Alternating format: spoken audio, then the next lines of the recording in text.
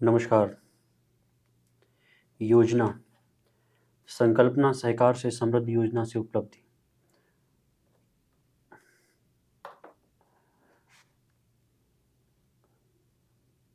संकल्पना सहकार से समृद्धि योजना से उपलब्धि तक। अमित शाह, केंद्रीय गृह मंत्री एवं सहकारिता मंत्री। ऐसे समय पर जब हम आज़ादी का अमृत महोत्सव मना रहे हैं, हमें सहयोग रचना तंत्र के माध्यम से अमृत काल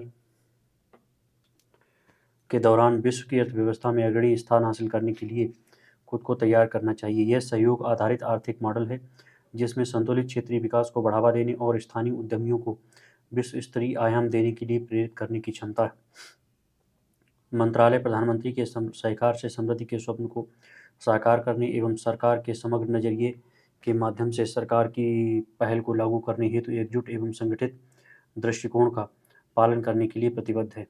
सहकारिता समूह न्यायता यानी टीम ट्रस्टीशिप का प्रतीक है जो दो पारिभाषिक अभिकथनों सह और कार्य को व्यक्त करता है, जिसका अर्थ है साथ काम करना। मानव जीवन की बढ़ती जटिलताओं, आधुनिक समय में जनमानस की प्राथमिकताओं और अपेक्षाओं में बढ़ती दूरी, निरंतर प्रगति और समृद्धि के लिए आकांक्षाएं, आवश्यकताएं और सहकारिता के विभिन्न प्रकारों एवं स्तरों की उपयोगिता ने प्रधानमंत्री नरेंद्र मोदी की 6 जुलाई 2021 को एक अलग प्रशासनिक मंत्रालय, सहकारिता मंत्रालय (MoC) के गठन के लिए प्रेरित किया। प्रधानमंत्री के आह्वान से समृद्धि ने सरकार के प्रयासों के साथ साथ लक्ष्यों को सुधारने पर जोर दिया, जो समुदाय के नेतृत्व और स्वामित्व वाली उद्यमशीलता के प्रयासों के माध्यम से आर्थिक स्वतंत्रता, आत्मनिर्भरता और सामाजिक न्याय प्राप्त करने के लिए सहकारिता को एक साधन मानने का स्पष्ट द्योतक है। सहकारी समितियां सामुदायिक स्तर के व्यावसायिक संगठन हैं जिनके पास सामाजिक पूंजी उत्पन्न करने और अवशोषित करने की असाधारण क्षमता है। हमारे पूर्वजों ने हर नागरिक में सहयोग की भावना को विकसित करने और पोषित करने का प्रयास किया है और यह साबित किया है कि भारत में सहकारिता हमारे जीवन का एक तरीका रहा है जो अनादिकाल से वसुधैव कुटुंबकम की धारणा का समर्थन करता है। 1904 में सहकारी ऋण समिति अधिनियम की घोषणा से लेकर 1912 में इसके संशोधन तक सहकारिता आंदोलन राहत प्रदान करने का आंदोलन था और मुख्य रूप से ग्रामीण ऋण जुटाने और किसानों को उसे प्रदान करने पर केंद्रित था। भारत में सहकारिता पर मैक्लेगन समिति 1914-15 की सिफारिशों के बाद इस आंदोलन का स्वरूप मुख्य रूप से राहत प्रदान करने से बदलकर ऐसे आंदोलन में परिवर्तित हो गया जिसका उद्देश्य सामाजिक आर्थिक स्थिति में सुधार लाना था। स्वतंत्रता के बाद के भारत में सहकारी समितियों ने एक महत्वपूर्ण बदलाव का अनुभव किया है क्योंकि उन्हें भारत सरकार की योजनाओं में उचित मान्यता मिली।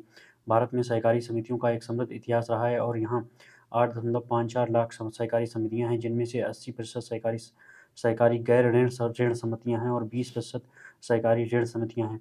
आज 98% गाँवों में मौजूद सहकारी समितियों की सदस्य संख्या 29 करोड़ है। तालिका 1 में भारत में सहकारी आंदोलन का एक संक्षिप्त विवरण दिया गया है। भारत आज अपने अतीत की असाधारण उपलब्धियों पर गौरवान्वित है और वह अभाव मुक्त और सामाजिक आर्थिक रूप से समृद्ध वातावरण बनाने के मार्ग तलाश रहा है। ऐसे समय पर जब हम आज़ादी का अमृत महोत्सव और भारत एट 75 मना रहे हैं, हमें सहकारिता के रचना तंत्र के माध्यम से अमृत काल 2023 से 2047 के दौरान विश्व की अर्थव्यवस्था में अग्रणी स्थान हासिल करने के लिए खुद को तैयार करना चाहिए। सहकारिता के सिद्धांतों की असाधारणता। हमें अपनी सहकारी समितियों की ताकत की सराहना और सम्मान करना चाहिए जो पूंजी की बजाय लोगों को प्राथमिकता देती हैं और जन केंद्रित संगठनों के रूप में कार्य करती हैं। सहकारिता के साथ स्वर्णिम सिद्धांतों तालिका 2 का पालन करके सामूहिक एकजुटता का भाव उत्पन्न होता है, सामुदायिक संगठन का व्यावसायिक ज्ञान मिलता है और सामाजिक संबंध मजबूत होते हैं। सहकारिता में सर्वसमावेशी आर्थिक विकास सुनिश्चित करने की अपार क्षमताएं हैं। भारत के लौह पुरुष सरदार वल्लभ भाई पटेल ने सामूहिक प्रयासों से दूध के उत्पादन और विपणन के लिए किसान सहकारी समितियों का गठन करके त्रिभुवन दास पटेल के माध्यम से आनंद मिल्क यूनियन लिमिटेड अमूल की स्थापना की थी। उनकी यह छोटी सी पहल भारतीय सहकारी समितियों के शाश्वत सिद्धांत यानी सहजीवन, सामंजस्य के साथ रहना, स्वदेशी, मेक इन इंडिया, स्वनिर्भर, आत्मनिर्भरता और समृद्धि को उचित सिद्ध करते हुए अब एक अंतर्राष्ट्रीय ब्रांड में तब्दील हो गई। सहकारी समितियों की विशेष पहचान है। सर्वसमावेशी विकास के चिरपोषित लक्ष्य को प्राप्त करने के लिए सहकारी व्यापार मंडल की वास्तविक क्षमता का अभी पूरी तरह से उपयोग किया जाना बाकी है। सहकारिता राष्ट्र के विकास अभियान पर एक उत्प्रेरक प्रभाव डालती है, इसलिए इस मजबूत आधार पर एक गतिशील और सशक्त सहकारी क्षेत्र के निर्माण की आवश्यकता है। सभी बाधाओं और अड़चनों को उपयुक्त नीतियों और उचित सरकारी प्रयासों के माध्यम से दूर करने की आवश्यकता है। सहकार से समृद्धि प्राप्त करने के लिए महत्वपूर्ण नीतिगत मानदंड क्रमशः तालिका 3 में दिए गए हैं। सहकारिता आंदोलन के लिए प्रतिबद्धता। यह सहकारिता आधारित आर्थिक मॉडल है जिसमें संतुलित क्षेत्रीय विकास को बढ़ावा देने और स्थानीय उद्यमियों को विश्व स्तरीय आयाम देने के लिए प्रेरित करने की क्षमता है। हमने अपनी सहकारी समितियों के लिए नए उभरते क्षेत्रों से संबंधित योजना बनाने, प्राथमिकता देने और पता लगाने का निर्णय किया है और एक सहकारी SQUAD स्क्वाड के सदस्य बनाकर सामूहिक रूप से प्रयास कर रहे हैं। इसमें एक आत्मनिर्भरता, सेल्फ रिलायंस को दर्शाता है। क्यू का अर्थ है गुणवत्तापूर्ण कार्य प्रदर्शन, क्वालिटी परफॉर्मेंस, और यू का अर्थ है अडिग सहकारी आंदोलन, अनशेकेबल कोऑपरेटिव मूवमेंट। ए और डी के क्रमशः मायने हैं शासन में जवाबदेही, अकाउंटेबिलिटी इन गवर्नेंस, और आधुनिक प्रौद्योगिकी के माध्यम से विकास, डेवलपमेंट थ्रू मॉडर्न टेक्नोलॉजी।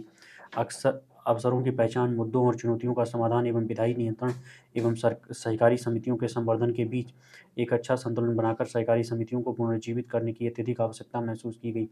सहक्रियात्मक सहकारी विकास के लिए एक समय कानूनी और परिचालन तंत्र सुनिश्चित करने के लिए राज्यों, केंद्र शासित प्रदेशों और केंद्र सरकार के सामूहिक प्रयास उद्यत हैं। हमारी सरकार एक समान सहकारी आंदोलन के लिए एक सर्वसमावेशी नीति तैयार करने के लिए प्रतिबद्ध है। राष्ट्रीय सहकारिता नीति को एक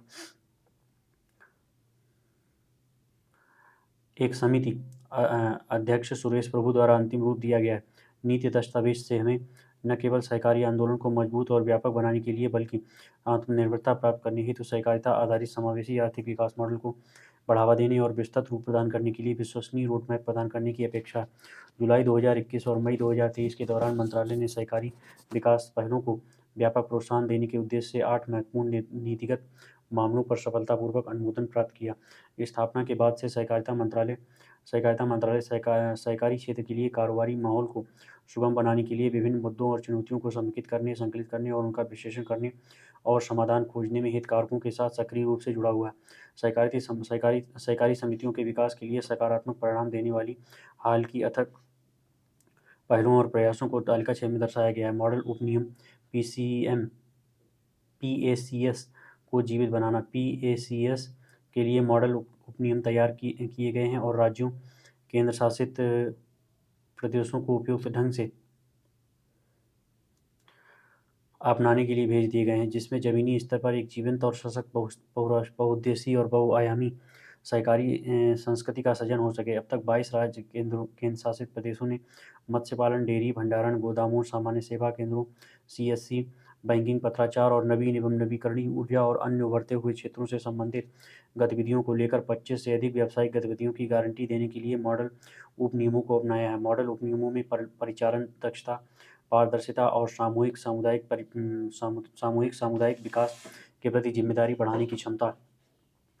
PACS को CSC के रूप में विकसित करना। इलेक्ट्रॉनिक और सूचना प्रौद्योगिकी मंत्रालय, MOC, नाबार्ड और CSC ई सेवाओं ने आम नागरिकों को 300 से अधिक ई सेवाएं प्रदान करने के लिए PACS बड़े क्षेत्र बहुउद्देशीय परियोजनाओं LAMPS को पंजीकृत और डिजिटाइज करने के लिए एक समझौता ज्ञापन पर हस्ताक्षर किए। सेवाओं में अन्य बातों के साथ साथ बैंकिंग, बीमा, आधार, नामांकन, अद्यतन, कानूनी सेवाएं, कृषि इनपुट प्रबंधन, बैंक, पैन कार्ड, बस, हवाई, रेल टिकट सेवाएं आदि शामिल हैं। पहले चरण में देश के 75 चुनिंदा जिलों में PACS के माध्यम से सभी ई सेवाएं प्रदान करने की योजना है।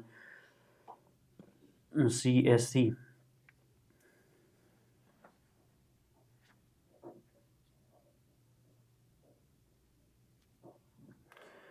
के रूप में PACS स्वयं के भरण पोषण के लिए अपने व्यवसायों में विविधता लाएगा।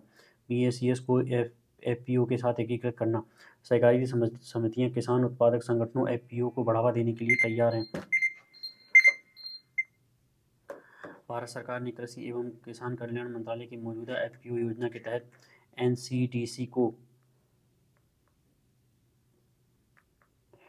अतिरिक्त 1100 एफपीओ आवंटित करने का फैसला किया है। सहकारी समितियों में एफपीओ योजना के एकीकरण से पीएसीएस को कृषि उत्पादन, इनपुट प्रबंधन, कृषि उपकरण प्रसंस्करण, पैकेजिंग, भंडारण और परिवहन आदि में अपनी गतिविधियों का दायरा बढ़ाने में मदद मिलेगी। यह एकीकरण पीएसीएस को मधुमक्खी पालन, मशरूम की खेती आदि जैसे उच्च आय उद्यमों में कदम रखने में सक्षम बनाएगा। तेल और ऊर्जा कारोबार में पीएसीएस को शामिल करना। पीएसीएस पेट्रोल, डीजल डीलरशिप और एलपीजी डिस्ट्रीब्यूटरशिप के लिए लाइसेंस प्राप्त करने के प्रावधान हैं। मौजूदा पीएसीएस को अपने थोक उपभोक्ता पेट्रोल डीजल के दर्जे को खुदरा बिक्री केंद्रों में बदलने के लिए एक मुश्त विकल्प का प्रयोग करने की छूट दी गई है। ये सकारात्मक पहले व्यापार विविधीकरण सुनिश्चित करती हैं और आय और रोजगार उत्पन्न करती हैं। पीएसीएस ऊर्जा सुरक्षा प्रयासों में भी शामिल होने के लिए तैयार हैं। वे नवीन और नवीकरणीय ऊर्जा मंत्रालय की एमएनआरई की विभिन्न नवीकरणीय ऊर्जा योजनाओं को लागू करने में सक्रिय भागीदार होंगे। एमएनआरई में मौजूदा पीएम कुसुम योजना पीएसी के किसान सदस्यों को उनके खेत की परिधि पर फोटोवोल्टिक मॉड्यूल की स्थापना के माध्यम से ऊर्जा सुरक्षा सुनिश्चित करने और वृद्धिशील आय की गारंटी देने में सक्षम बनाएगी। राष्ट्रीय डाटाबेस का विकास करना। एमओसी क्षेत्र विशिष्ट विविध सहकारी समितियों को सूचीबद्ध करने के लिए प्रणालीगत और व्यवस्थित जानकारी प्राप्त करने के लिए एक व्यापक सहकारी डाटाबेस विकसित कर रहा है। राष्ट्रीय डाटाबेस को चरणबद्ध तरीके से डिजाइन और विकसित करने के लिए बड़े पैमाने पर कवायद की गई है। डाटाबेस सभी क्षेत्रों में सहकारी समितियों पर प्रामाणिक और अद्यतन डाटा संग्रहित करेगा ताकि हितधारकों को डाटा विश्लेषण करने और कोर कसर खोजने और नीति निर्माण में सहायता करने में मदद मिल सके। सहकारी ऋण का समावेशन। पीएसीएस के माध्यम से लगभग 13 करोड़ किसान सहकारी समितियों से सीधे जुड़े हुए हैं। उनकी विविध ऋण आवश्यकताओं के लिए सावधानीपूर्वक योजना निर्धारण की आवश्यकता होती है क्योंकि उनमें प्रभावी वित्तपोषण और पुनर्वित्तीयन शामिल होता है। सरकार सहकारी ऋण प्रणाली की मौजूदा त्रिस्तरीय संरचना को संरक्षित करने के लिए प्रतिबद्ध है क्योंकि संरचना में किसी प्रकार की शिथिलता सहकारी समितियों की ऋण संग्रहण, वितरण, वित्तपोषण और पुनर्वित्तीयन प्रणाली को कमजोर कर सकती है। एमओसी ने सरकारी ऋण संरचनाओं अर्थात एसटीसीबी में डीसीसीबी से पीएसीएस तक के माध्यम से ऋण प्रवाह बढ़ाने के मुद्दे के निपटारे के लिए पुरजोर प्रयास किए हैं। ऋण संरचना के मध्यम स्तर डीसीसीबी को भी सशक्त करने की आवश्यकता है। दीर्घकालिक एलटी सहकारी ऋण संरचना को मजबूत करने के लिए एमओसी कृषि एवं ग्रामीण विकास क्षेत्रों एआरडीबी के कंप्यूटरीकरण के लिए एक परियोजना पर काम कर रहा है और पीसीएआरडीबी और राज्य सहकारी कृषि और ग्रामीण विकास बैंकों एससीएआरडीबी के योजनाबद्ध और पर्याप्त कंप्यूटरीकरण और उनके संचालन और लाभप्रदता के मार्ग में आने वाली समस्याएं और अपर्याप्तताएं तथा अक्षमताएं दूर हो जाएंगी।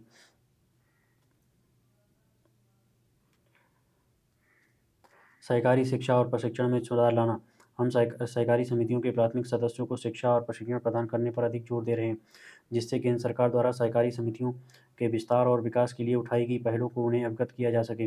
राज्य केंद्र शासित प्रदेशों को एक कार्य योजना तैयार करनी चाहिए जिसके माध्यम से इन पहलों के लाभों के बारे में जागरूकता को प्रभावी ढंग में स्थानीय और आसानी से समझ में आने वाली भाषाओं में प्रसारित किया जा सके। हमने अखिल भारतीय कार्यात्मकता के साथ एक राष्ट्रीय सहकारी विश्वविद्यालय की स्थापना की अपनी प्रतिबद्धता व्यक्त की है। विश्वविद्यालय की स्थापना बेहतर और आजमाए गए सहकारी शिक्षण, प्रशिक्षण, परामर्श, अनुसंधान और विकास के लिए की जा रही है।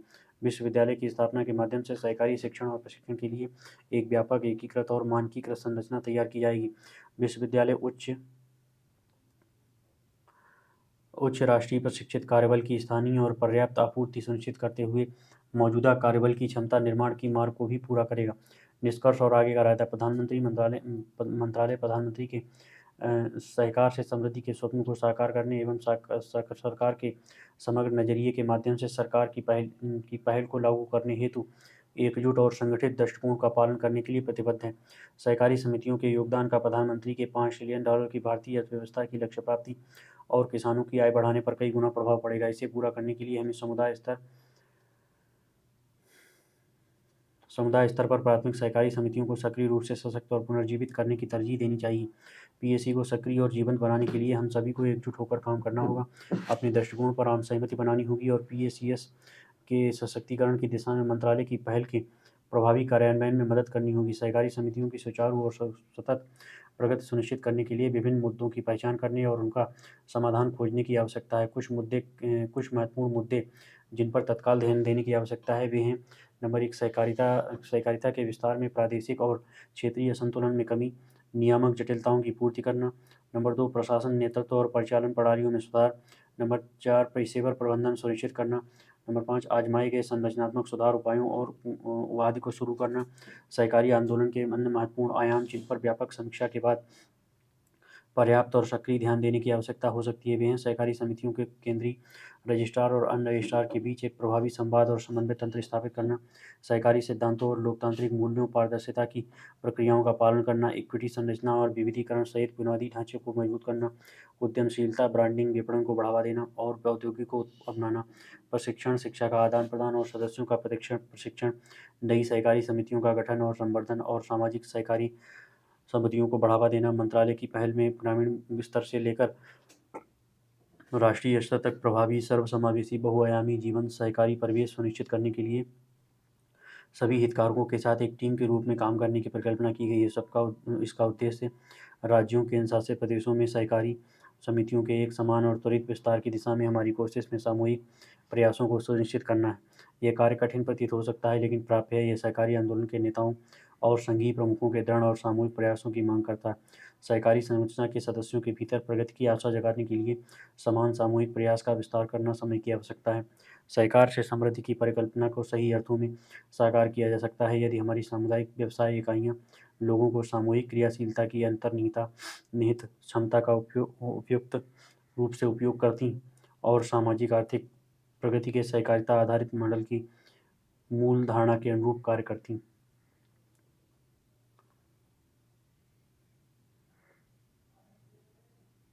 धन्यवाद।